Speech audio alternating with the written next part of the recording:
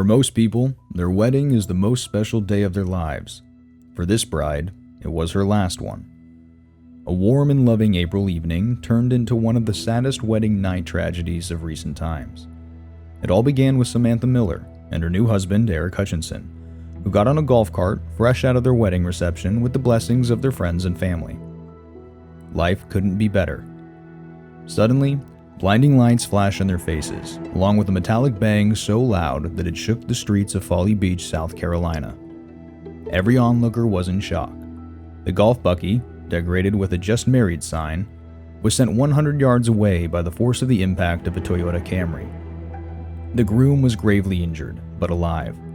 On the other hand, the bride's dress was dyed red from the sheer amount of blood loss. Samantha quickly passed away from her injuries at age 34. But who was the car driver, and what led them to drive so recklessly?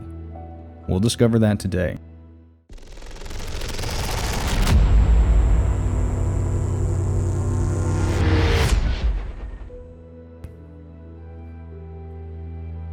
Jamie Lee Komoroski was 25 when the crime took place. She worked as a full-time logistics account executive at a Charleston logistics company. She had gone out to do some bar hopping the day of the accident. She made stops at the Drop-In, the Crab Shack, and Snapper Jack's.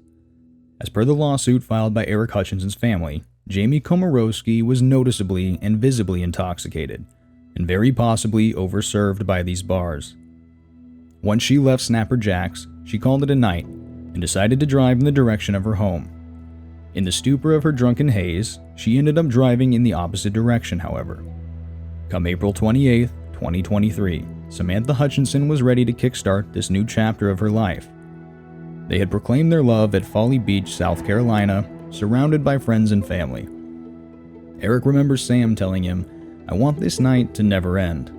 But it did. After being whisked away by a golf cart, they were well on their way to kickstart their honeymoon in life as newlyweds. But fate wouldn't have it that way, for in a few brief seconds after getting in the golf cart, they were hit by a car going twice the state speed limit of 30 miles per hour. The groom had broken bones and a brain injury, and 2 of his relatives were also injured in the accident. Officers at the scene interrogated Jamie, noticing that her eyes were bloodshot and her breath smelled of alcohol. She told the cops that she had done nothing. She refused to take a field sobriety test and was denied the use of a phone. In frustration, she banged her head on a nurse's desk. But after understanding the real risk of being sent to jail, she begrudgingly collaborated to take a sobriety test. She admitting to having drunk 1 beer and 1 shot of tequila, although her blood alcohol levels were 3 times the legal limits of the state, reaching .261 when tested. The police asked her on a scale of 1 to 10, with 1 being completely sober, how drunk she was. She was so unsteady that the officer had to help Jamie stand on her feet. People who live near Folly Beach claim that it's almost impossible to drive fast anywhere on any of their streets, let alone 65 miles per hour on the main drag. The amount of alcohol one would need to have to get to that level of intoxication is unbelievable. She was held at the Sheriff Alcannon Detention Center after being denied bond. Groom Aric Hutchinson filed lawsuits against Komoroski and many of the bars that Komoroski allegedly consumed in. He also stated in his death suit that his brother-in-law Benjamin Garrett and Garrett's 17-year-old son were injured in the accident. Also mentioned in the lawsuit were 20 John or Jane Does, who represent the individuals and entities that were operating or had security responsibilities at any of these businesses. Komoroski's former employer and her unnamed boss were named in the suit for inviting, encouraging, pressuring, and supposedly coercing Komoroski to drink alcohol beyond the point of visible intoxication, despite her history of substance abuse. Her employer responded by saying that there was not an officially organized employee function around drinking, and that Komoroski had just started training for the job. The lawsuit requested actual and punitive damages, in an amount to be determined by the jury at the trial. A GoFundMe was created to assist Hutchinson and his family as they continued to recover, which has raised more than $729,000. And the GoFundMe's page, Aric's mother Annette, said that they missed Sam more than anything, that she instantly fit into their family from the first day Aric and Sam met, and that she was everything to her son and changed him for the better. Komoroski's attorney responded, stating that they couldn't fathom what the families were going through more than offering their deepest sympathies. They also asked there not to be a rush to judgment, and that the court system is founded upon principles of justice and mercy, which is where all facts will come to light, implying a lack of accountability. This, of course, led to Samantha's family to react. Her mother was the first to speak out, and she was understandably devastated. "She didn't just kill my daughter, she killed all of us." Her sister, Mandy Jenkins, spoke on court TV, explaining how Samantha was the light of everyone's life. She had uprooted her family and moved back to South Carolina for the wedding, and she never came back. "Sam is who she is, and the driver is who she is," were her thoughts on the situation. Jenkins described her sister as meticulous with her special day, to the point that she was highly concerned with the side she'd been standing on, depending on the direction of the wind, so it wouldn't mess up her hair.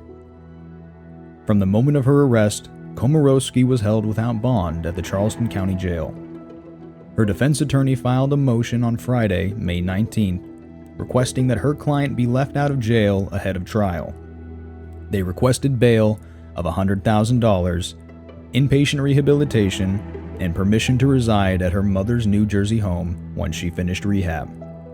Plus, should she be placed in the care of her mother, Komoroski wouldn't be given access to a car or alcohol.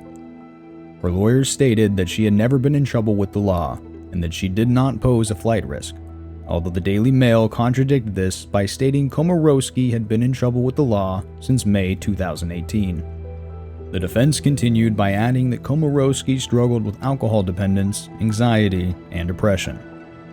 Komoroski stated that she felt like a terrible person and that her life was over, that she wanted to issue an apology, and that the crash was a freak accident.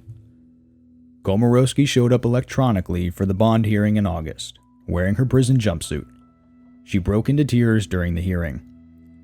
Samantha's family spoke during the trial, each of them expressing arguments as to why Jamie shouldn't be granted bond. But Samantha's mother reacted by stating that Jamie better stay where she was, as among other reasons, there were court dates that Komoroski did not attend to. It's hard to believe that she made these reckless decisions just because of alcohol and driving over 60 miles per hour. Miller's family lawyers referenced pictures where Komoroski attended Halloween parties with revealing clothing, most infamously a bridal Halloween costume, among other college activities. Her social media quickly revealed a hard-party girl profile that also did not help matters, inflaming public sentiment. On the other hand, Komoroski's mother was willing to take a leave of absence from her job to get an apartment in the Charleston area should the court not allow her to be released to her New Jersey home, referencing Komoroski's strong familial support, peaceable character, and commitment to rehabilitative treatment. In the end, Judge Michael Nettles denied bail. After this, Samantha's sister Mandy stated that she was so happy she could run and scream. Jamie Lee Komoroski was ultimately charged with reckless homicide resulting in death. She's also charged with vehicular homicide and 3 counts of felony DUI, after colliding with a golf cart carrying a couple of newlyweds and 2 others, and the judge also ordered her phone calls and videos to be released. Samantha's family hadn't heard the released jail calls and expressed no interest in doing so, as it wouldn't change anything that happened. But keep watching, and you'll discover the real reason beyond this. The defense didn't want Komoroski's calls to be made public because they highly imply that Charleston County Sheriff Kristen Graziano was giving her preferential treatment while under arrest. This is because in one of her phone calls, Komoroski mentions how the deputy sheriff of Charleston County tried to help her out, and that she said Jamie should be with her family. She went on to say that something similar to her case happened to someone the sheriff personally knew. The sheriff related to her story, and that she seemed sincere in trying to help. She was the one who allowed Jamie's mother and father to visit her in person. The sheriff's office statement mentioned how, When family members reach out in concern for the well-being of their loved ones, regardless of the charges against them, we do everything within our power to ensure they are safe. The sheriff supported her defense by adding that the visit was routine and that in no way was Jamie receiving special treatment. But when Gray Media Group requested access to Komoroski's phone calls under South Carolina's Freedom of Information Act, better known as FOIA, Graziano's office refused the request. Supposedly, the sheriff frequently visited jail residents in the agency's detention centers. But considering how Charleston County has around 400,000 residents, it's hard to believe that she'd routinely have face-to-face meetings with every person that walks through the door. A judge ruled that Sheriff Graziano would have to pay $33,175 to cover the media group's legal fees. Komoroski's phone calls highly concerned the public and the psychologists who studied them and documented her interactions. They were described as manipulative and insincere. For instance, in one of her calls, she and her boyfriend discussed the jail amenities. Jamie complained how lunch was 2 slices of white bread, an uncooked piece of bologna, then cabbage and 2 cookies. After her boyfriend inquired if she was provided with any condiments, she simply replied, "No, they fed us 2 hot dogs with no ketchup or anything, no buns or anything, one night." And yet, she seemed more relieved that she received a snack pack in the mail with Doritos and cookies for dessert. She still claimed the cookies were so delicious, she'd start buying them when she came home, and that the jail soap was nice. Jamie was also known to complain about the food in jail, and that the staff wouldn't provide her with a workout mat to do crunches. In another, her father told her that she was definitely doing jail time and to suck it up and to get tough. Komoroski replied with, "I can't. I want it to be over." Do note that Komoroski at no point mentions the victims nor the crash. Her father, Charles Komoroski, assured her that their lawyers are top-notch, that they couldn't be doing better than what they were doing, and that she was missing nothing from back home. To this, Jamie responded, "I just don't know why this had to happen to me." Eventually, Jamie's jail calls were leaked and the media was appalled at how she seemingly had zero remorse for what she had done. Regardless, Komoroski will remain in jail until at least March 2024. More tragic is that Aric will never see Samantha alive again. Aric claimed to be focused on his recovery, holding on to his happy memories with Sam, and living back in the 3rd-floor apartment the two shared, saying he can still feel her presence.